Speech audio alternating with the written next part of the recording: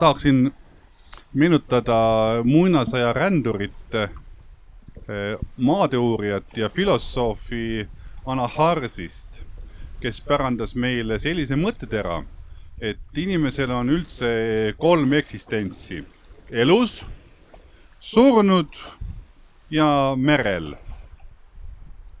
Ja no põhimõtteliselt siit nüüd nagu edasi liikudes võiks öelda, et päris merel me ei ole, sest me oleme tegelikult Võrtsjärvel praegul. Aga me oleme ikkagi vees. Ja see on tegelikult see sama. Elus, surnud või vees. Ja miks me oleme vees? Et Eestis on toimumas suur madalate järvede konverents. Mitte tavaline madalate järvede konverents, vaid rahvusvaheline madalate järvede konverents.